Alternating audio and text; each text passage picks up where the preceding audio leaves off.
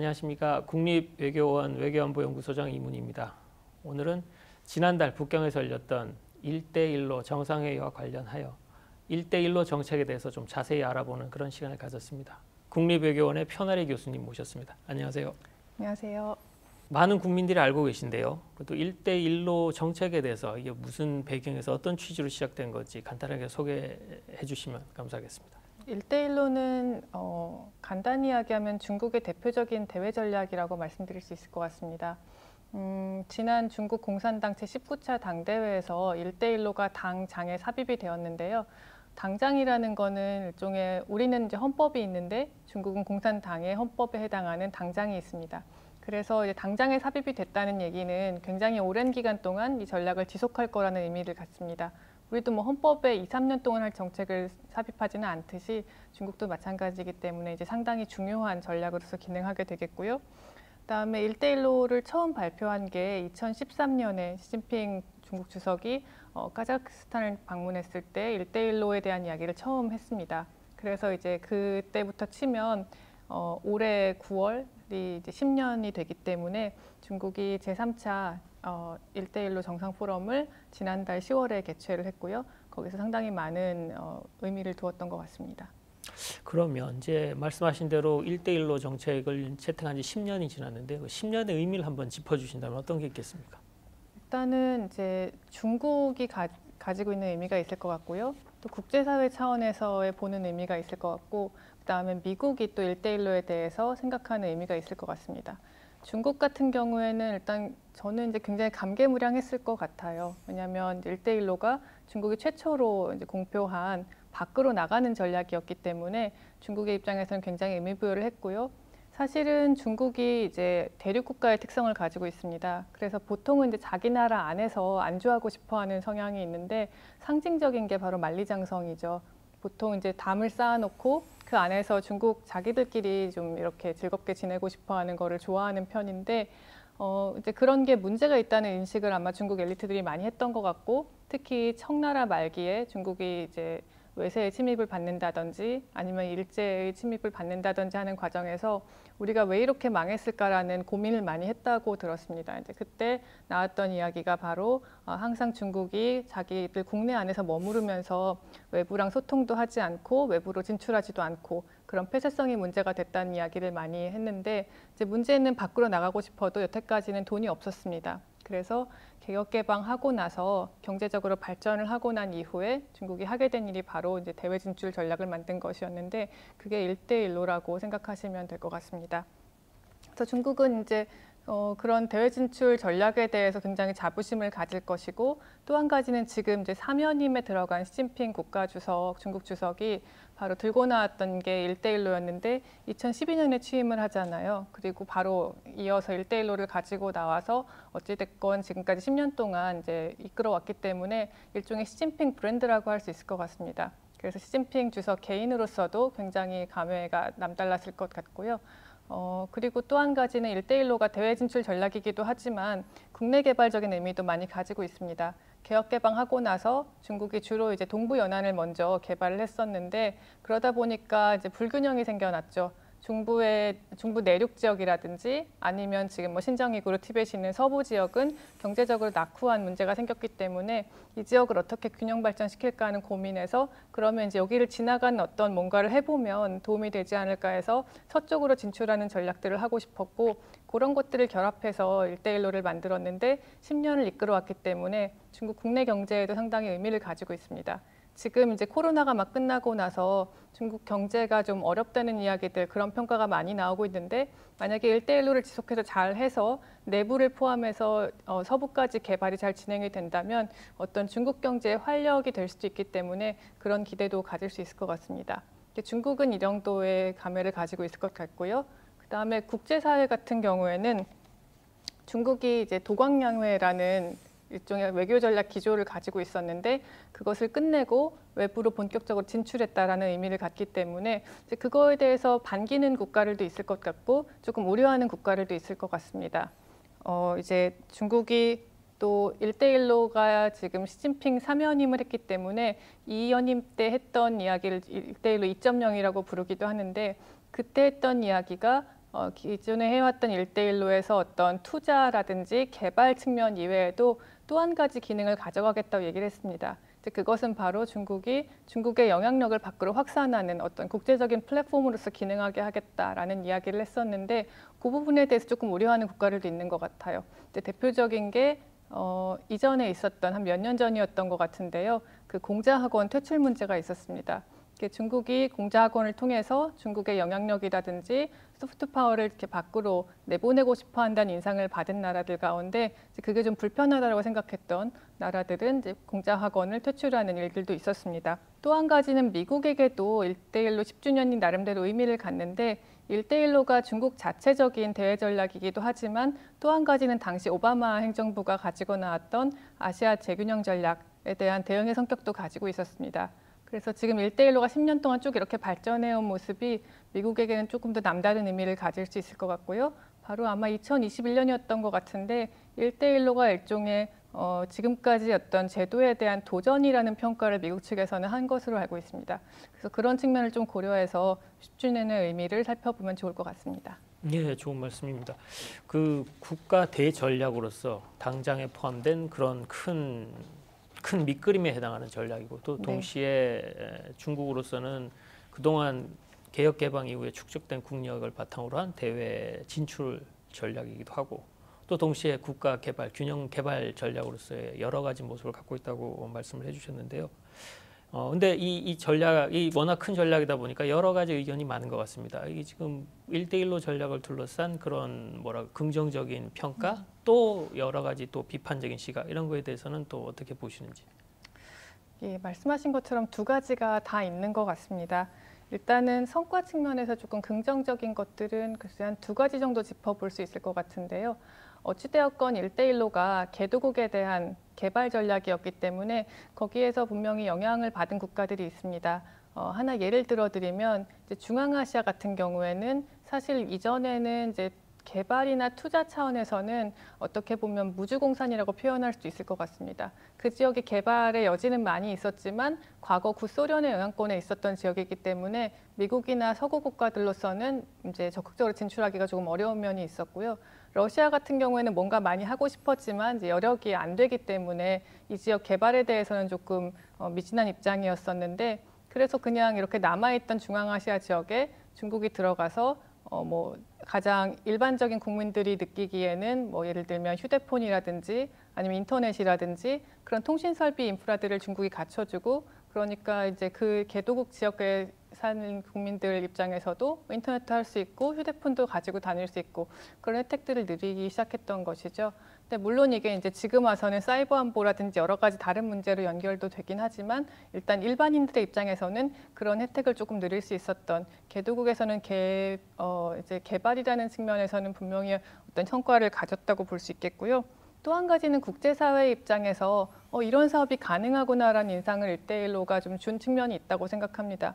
1대1로가 지나갔던 지역들이 보통은 기존에 서구라든지 선진국이라든지 아니면 국제기구라든지 여러 이제 개발 협력을 하는 주체들이 참가하기가 어려운 지역들이었어요. 왜냐하면 안정적이지도 않았고 예컨대 수장님께서 더 잘 아시겠지만 갑자기 하루아침 막 정권이 전복되는 국가라든지 아니면 테러가 있는 지역이라든지 이런 국가들이나 지역에도 거침없이 들어가서 뭔가 사업을 하면서 이런 가능성이 있구나를 보여준 측면이 있기 때문에 이제 그런 기능도 했을 수 있다고 생각이 들고요.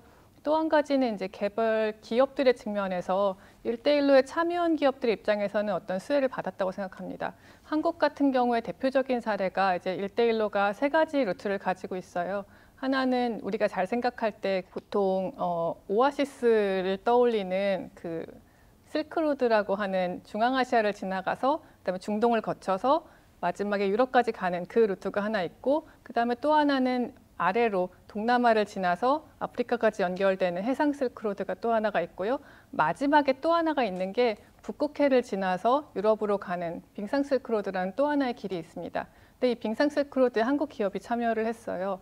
어떤 일이냐면 이제 북극해를 지나가다 보니까 거기 특성이 바다가 얼어 있습니다. 얼면 그 얼음의 두께가 1m에서 많으면 4m까지도 되는 그 길을 선박이 지나가려면 그냥 지나간 배가 다 망가지겠죠. 그래서 반드시 쇄빙선이라고 하는 얼음을 뚫는 배를 앞에 세우고 그다음에 줄을 지어서 가게 되는데 그 쇄빙선을 건조할 수 있는 기술을 가진 나라가 전 세계에 몇 없습니다. 근데 그 중에 하나가 대한민국이고 우리나라의 대우조선해양이 그 기술을 가지고 있습니다. 그래서 쇄빙선을 건조할 때 대우조선해양이 거기에 들어가서 우리가 만든 쇄빙선을 가지고 1대1로 프로젝트에 참여를 했었죠. 이제 그런 경우에 기업의 입장에서는 분명히 어떤 좋은 수혜를 받았다고 할 수 있겠습니다. 근데 이제 이게 좋은 측면이고요. 이제 지금 많이 국제사회에서 우려하는 거는 1대1로의 조금 부정적인 측면들인데 대표적인 이제 부정적인 측면에 많이 거론되는 게 부채의 함정 문제가 있습니다. 부채의 함정이라는 게 왜 시작되냐면 일단은 1대1로의 그 자금을 빌려올 때 이자율이 굉장히 높아요. 그러니까 5%라는 이야기도 있고 또 그래서 좀 낮춰가지고 지금은 뭐 4.4%라고 주장하기도 하는데 어찌됐건 높습니다. 지금 보통 그거랑 비견되는 것들 IMF가 가지고 있는 비항어성 대출에 대한 이자율이 대략 한 2%대라고 알고 있고요. 그 더 낮은 것도 있습니다. 그 유럽 중앙은행이 최근에 하고 있는 거는 영내 국가들한테 이런 자금을 빌려줄 때 무이자로 대출을 해주기도 해요. 그러니까 사실 유럽 지역에 있는 개발도상국들, 예컨대 동유럽 국가들 같은 경우에는 1대1로 돈을 써야 될 이유가 전혀 없습니다. 자기들이 유럽에서 빌리면 무이자로도 가져올 수 있는데 굳이 그거를 빌릴 이유가 없는 것이죠. 그러면 이제 어떤 국가들이 그 1대1로에 참여를 해서 중국의 자본을 가져오게 되느냐를 따져봤을 때 이게 사실은 사인 간의 채무랑도 비슷합니다. 대출이랑도 비슷한 게 우리가 보통 제1금융권에서 대출을 얻기 어려운 조건의 분들이 2금융으로 가고 그게 또 어려운 분들은 이제 쭉쭉 내려가 4금융까지 가게 되는 것처럼 이제 아무래도 국제사회에서도 돈을 갚을 여력이 더 없는 국가들, 더 빈곤한 국가들, 더 조건이 안 좋은 국가들일 경우에는 1대1로로 연결되는 경우가 좀 있습니다. 그러면 이제 그 경우에는 중국이 담보를 잡게 되겠죠. 담보라는 게 이 나라들이 빈곤국이나 개도국이다 보니까 보통 원래부터 가지고 있는 원자원, 뭐 원재료 자원이라든지 아니면 자연환경적인 요소들, 뭐 항만이 될 수 있는 그런 지역들, 혹은 이제 미래에 건설하게 될 어떤 인프라스트럭처에 대한 것들을 담보로 잡고 사업을 하게 됩니다. 그러니까 말씀드린 것처럼 애초에 그 돈을 갚을 여력이 별로 없는 국가들이었기 때문에 어떻게 보면 자연스러운 수순에 의해서 돈을 갚지 못하게 되고 그러면 이제 아까 말씀드린 그 담보물들의 운영권이 중국에게 넘어가게 되는 것이죠. 그래서 어떻게 보면 구조적이고 또 그렇게 될 수밖에 없는 수순의 문제들을 이미 안고 있는 그런 것도 있다고 보여집니다. 그래서 부채의 함정이라는 이제 우려가 그렇게 해서 나오게 되는 것이고요. 또 이런 국가들이 별로 다른 선택지가 없다 보니까 거의 중국에게서 계속해서 돈을 빌려오고 중국에게 뭐 경제적으로 또 정치적으로 또 다른 면으로도 영향력에 의해서 많은 의존을 하게 되는 것들도 문제라고 지적되고 있습니다. 많은 저개발 국가들의 생활의 수준을 올려준다는 측면에서 분명히 긍정적인 측면이 있는 것 같은데요. 말씀하신 대로 또 부채 함정이라든지 여러 가지 부작용이 따라서 이 이제 정책이 진행되는 과정에서 불거진 그런 문제일 거로 보여지는데 그러면 앞으로 이런 제도적인 취약점에도 불구하고 개돌국과의 협력에 있어서 그런 상생의 협력이 가능하리라고 보십니까? 굉장히 어려운 질문인데요. 사실은 저도 말씀하신 것처럼 1대1로를 처음에 구상하는 2012년, 13년 그때로 돌아간다면 아마도 굉장히 평화롭고 좀 더 여유롭게 돈도 빌려주고 같이 잘 살고 이런 것들을 구상하는 그런 이상적인 좀 희망적인 전략이었다고 생각하고 싶습니다. 근데 현재는 이제 그 단계를 지나서 10년이 지났다 보니까 여러 가지 다른 문제들도 생기고 또 그때는 보이지 않았던 어떤 지정학적인 경쟁의 특성들도 나타나게 됩니다. 예컨대 이제 지금 전략적 요충지들에 가서 중국이 이것저것 건설하는 모습이 나타나면서 우려를 받게 되는 것인데 대표적인 게 이제 지부티 같은 경우가 있겠습니다. 지부티에서 해군 그 기지를 건설한다든지 아니면 파키스탄 과다르 항도 그렇고 또 뭐 스리랑카에 있는 한반토다 항도 그렇고 이게 어떤 전략적인 요충지들이다 보니까 굳이 왜 거기다가 뭔가를 건설해야 되느냐라는 질문이 나올 수밖에 없는 상황입니다. 그리고 이제 지정학이라는 게 본질적으로 경쟁적인 속성을 가지고 있다 보니까 뭐 이제 지정학이라는 그 이론적으로 볼 때도 지구상의 어떤 특정한 지점들은 전략적으로 더 중요하고 여기를 누가 갖느냐에 따라서 뭐 세계를 지배할 수 있고 이런 이론으로 막 흘러가지 않습니까? 그렇기 때문에 지금 현재의 성격으로 본다면 이제 1대1로도 지정학적인 성향을 분명히 띠고 있다고 볼 수밖에 없을 것 같습니다. 근데 재밌는 거는 1대1로가 이런 이제 지정학적인 특성을 가지고 있는 거를 보통 서구에서 굉장히 비판을 하는데 그와 동시에 한 재작년부터 나타난 현상인 것 같은데 미국도 그렇고 유럽도 그렇고 1대1로랑 상당히 비슷한 전략들을 지금 가지고 나오고 있습니다. 뭐 작년에 미국이 발표한 PGII 같은 경우도 그렇고요. 또 재작년 유럽이 만들어낸 그 글로벌 게이트웨이 같은 경우도 상당히 유사한 특성들을 많이 가지고 있어서 앞으로 좀 추이를 지켜봐야겠다는 생각이 듭니다. 근데 이제 중국과 수원국이라고 해야 될까요? 참여자 파트너 국가들하고의 관계를 한번 또 본다면 2021년이었던 것 같습니다. 그때 코로나가 심했기 때문에 어떤 큰 행사를 하지는 못하고 그냥 시진핑 중국 주석이 1대1로 좌담회였던가 하는 이제 그 명칭의 행사를 하나 개최를 합니다. 그래서 거기서 의미심장한 이야기들을 많이 했는데요. 가장 이제 눈에 띄었던 게 1대1로에서 앞으로는 좀 아름답고 작은 사업들을 많이 해다라는 이야기를 하는데요. 이제 그게 바로 기존에 제기됐던 뭐 부채의 함정이라든지 여러 가지 우려들을 좀 중국도 알고 있다는 신호였다고 생각합니다. 그래서 이게 만약에 정말로 좀 수원국들이 감당할 수 있는 수준의 작은 프로젝트들 위주로 해서 천천히 진행돼가는 모습을 보인다면 이제 저는 그런 전제 하에서는 중국과 이제 파트너 국가들 간에 어느 정도 상생도 가능하지 않을까 그런 좀 희망적인 예측도 해볼 수 있을 것 같습니다. 예, 많은 개발 협력 정책들이 그렇듯이 결국은 한정된 재원, 어느 나라든지 이제 다른 나라에 가서 개발 협력을 하게 되면 자신의 재원을 써서 또 도와주는 거기 때문에 자신의 재원의 또 제한성 그리고 해당 국가의 발전에도 당연히 도움이 돼야 되고 그리고 전체적으로 윈윈하는 결과가 나타나야 되는 그런 차원이고 또 우리나라도 개발 협력에 있어서 여러 가지 또 노력들을 하고 있거든요. 1대1로 같은 정책에서도 우리나라에 대한 일종의 시사점이 있다고 보는데 뭐 어떤 것들이 있다고 또 생각을 하시는지요? 일단은 근데 1대1로라는 사업 자체가 이게 한마디로 축약하면 개발도상국에 대한 개발 프로그램이다 보니까 한국은 사실 이미 선진국이고 여기서 많이 들어가서 할 수 있는 공간이 크다고 생각되지는 않습니다.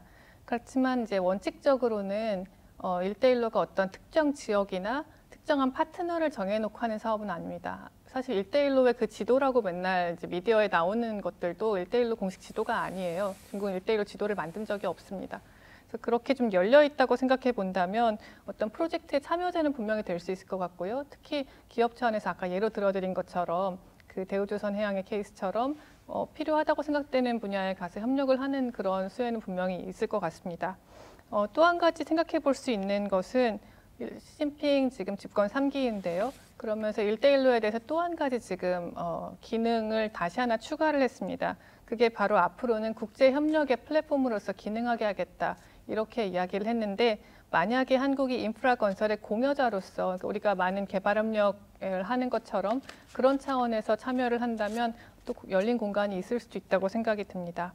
근데 지금 제가 조금 이제 앞으로 우리는 이제 단순히 사업 참여를 떠나서 그걸 뛰어넘어서 좀 더 생각해 봐야 할 문제들이 몇 가지 있다고 생각되는데 지금 일단은 전반적으로 미중 전략 경쟁은 지속되는 형국이고 말씀드린 것처럼 미국이나 다른 선진국들도 유사한 형태의 대외 전략들 또 이렇게 개발 원조 전략들을 가지고 나오고 있기 때문에 이제 거기서 한국이 어떤 또 생각해 볼 거리가 있지 않을까 하는 부분도 있고요. 또 한 가지는 좀 더 본질적인 질문인데요. 1대1로라는 게 이제 중국이 아까 말씀드린 것처럼 어떤 중국의 영향력을 세계에 투사하는 플랫폼으로서 기능하겠다고 공언을 했기 때문에 이제 앞으로는 그런 부분이 좀 더 커질 것 같다는 생각이 들거든요.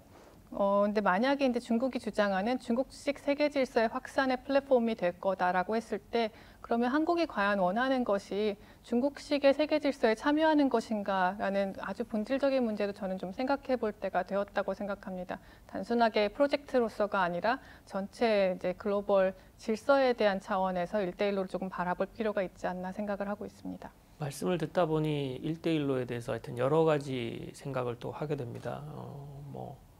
이제 거의 대부분의 1대1로 관련된 사항들을 잘 짚어주셨는데요. 마지막으로 한 가지만 더 여쭤보면 그 말씀드린 대로 1대1로 공식 지도가 없다 말씀을 하셨고 중국도 그런 걸 발표한 적이 없다 그랬는데 보면 여러 가지 세 가지 실크로드를 말씀해 주시는데 다 중국에서 서쪽으로 나가고 있습니다. 네. 그러니까 동쪽으로는 쉽게 말하면 그쪽에는 이제 북한이 있겠고 우리나라가 있겠고 일본이 있고 미국이 있으니까 그리고 태평양에는 큰 바다가 있고 지리적인 한계가 있을 것 같은데 북한을 놓고 봤을 때 그 다음에 우리나라, 일본, 미국까지 놓고 봤을 때 이 동쪽으로 뻗어나갈 그럴 가능성이라든지 아니면 그런 미래에 대한 그런 전망 같은 거는 어떻게 보시는지?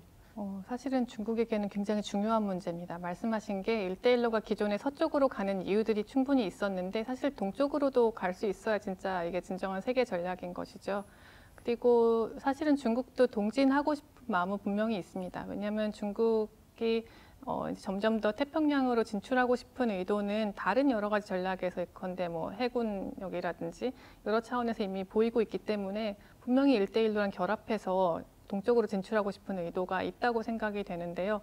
문제는 말씀하신 것처럼 가장 큰 부담은 미국이 거기 있고 그다음에 북한이라는 복잡한 문제가 있기 때문에 처음에는 뭔가 좀 구상을 해봤다가 중간에는 이제 여러 가지 사건을 겪으면서 예컨대 중국이 북한 개발 관련해서 여러 가지 의견 제시를 하다가 뭐 신의주 특구 개발이라든지 이런 사례에서도 좀 부딪히는 모습도 보이고 하면서 이제 이 지역은 일단은 지금 들어가지 않는 게 더 낫겠다라는 판단을 내리지 않았나 싶어요. 근데 지금 서쪽으로 어느 정도 성과를 거뒀기 때문에 동쪽으로도 이제 좀 진출을 한다고 생각해 보면 결국은 저는 거기 가장 먼저 가로막혀 있는 게 북한이라는 생각이 들고 그렇지만 또 중국이 아쉬운 부분도 있습니다. 바로 이제 중국의 동북삼성 지능에 대한 문제가 남는데 동북삼성이라는 곳은 이제 어디냐면 이제 아오닝성 그리고 지린성 그리고 해일용장성 이렇게 세 군데를 일컫는 말이에요. 근데 여기에 대한 이제 별명이 하나가 있는데 중국에서는 공화국의 장자라는 표현을 씁니다. 그러니까 뭔가 굉장히 중국 사람들에게 어떤 이념적으로 고향과 같은 곳이고 꼭 잘 됐으면 좋겠는 이제 그런 곳인데 사실은 중공업을 위주로 발전했기 때문에 지금은 어떻게도 잘 진행이 되지 않고 있습니다. 그러니까 약간 중국에게는 일종의 좀 아픈 손가락인 것이죠. 여기는 항상 개발되기를 바라고 있는데 이제 북한 문제도 있고 하기 때문에 계속 이제 미완으로 남아 있습니다. 근데 지금 이제 거기를 어떻게 할지 요즘에 특히 이제 고민이 많은 것 같고 이제 만약에 그냥 가정으로서 한국이 중국과 어떤 경제 협력을 했을 때 동북삼성 지능에 관련된 것들을 같이 놓고 고민해 보거나 뭐 한국 기업들의 진출하는 과정에서 연구 대상으로 생각해 본다거나 그래서 이 부분을 일대일로랑 연결이 만약에 가능하다고 하면 중국 측에서는 굉장히 환영할 경제 협력인 것 같고요. 또 일대일로의 방식 아까 말씀드린 것처럼 일대일로가 국제 협력 국제 개발의 플랫폼으로 기능하기 위해서는 이제 분명히 중요한 것이 중국도 중요하지만 또 개도국 파트너들도 중요하지만 같이 공여국으로서 참여하는 파트너들도 점점 중요해질 예정입니다. 그렇기 때문에 이게 하나의 일종의 모델이나 시범 케이스로서 동북삼성 관련해서 진행이 된다면 그것도 한국에게는 하나의 시사점이 될 수 있을 것 같습니다. 예, 감사합니다. 진짜 교수님 말씀 들어보니까 중국의 국가 전략으로서의 1대1로 전략이라는 것이 10년이 지나면서 여러 가지 모습으로 진화해 나가기도 하고 그런 과정에서 장점과 단점을 보이기도 하면서 우리나라한테는 한반도 문제 그리고 또 미국과의 관계까지 이르기까지 큰 또 숙제를 또 남겨주는 그런 문제인 것 같습니다. 오늘 말씀 감사합니다. 이상 편하리 교수님 모시고 중국의 1대1로 정책에 대해서 알아봤습니다. 감사합니다. 감사합니다.